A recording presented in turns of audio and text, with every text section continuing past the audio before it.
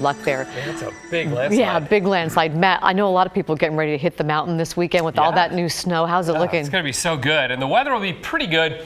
But be ready for a strong wind. It's going to really put a bite to the air. It'll be cold enough, but that wind's going to make it chilly. So just dress warmly and enjoy all the new snow that's up there. It's about a 5-foot base, so it's going to be a really good weekend for the first weekend of December. Remember last year at this time, we hardly had any snow on the mountain at all. Season hadn't begun yet. All right, let's take you to the Doppler. And you can see there's rain hitting Washington right now. We had some light rain in the Portland area tonight, too. But it has since moved on off to the north, and we are drying out once again, and temperatures are well above freezing, so we don't have to worry about anything freezing overnight with the cloud cover we have.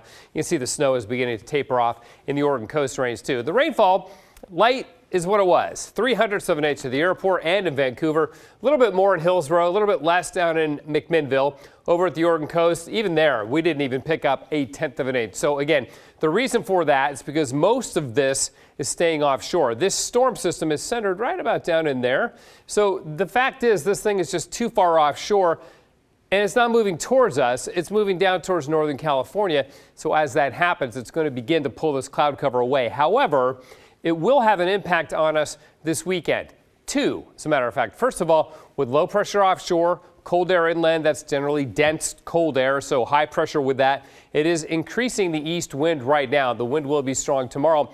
And eventually, this thing will settle down off the coast of Northern California and then toss a band of precipitation up over us on Sunday. Now, Saturday, tomorrow, partly cloudy, dry, breezy with that east wind. In fact, just downright windy in the gorge. Some gusts of 70 miles an hour out on the west side of the gorge, the usual suspect places like Corbett and Crown Point. But we will be dry. See, we even get some sun tomorrow, too, so that'll be nice. Then Saturday night, the clouds begin to increase, and by Sunday morning, modeling showing some precipitation over us with a snow or a snow-rain mix. The question is, how much will we get? Will it just be some light snow, a skip here or there, not a big deal, or will it actually accumulate? Well, this is 1 o'clock, still showing a rain-snow mix. Then it turns to all rain later in the afternoon as we begin to warm up. I don't even think it's going to last, the snow will last even that long, but it's certainly something we need to keep our eye on. Monday, no big deal, we'll dry out and begin to get some clearing once again. Now, our latest modeling on this showing the snowfall over the Coast Range, that's nearly a given. Maybe the lower Columbia again, like we had the other day. A couple tenths of an inch up in Longview, not a big deal. But now, on Sunday, it's showing 0.4 of an inch of snow in Portland.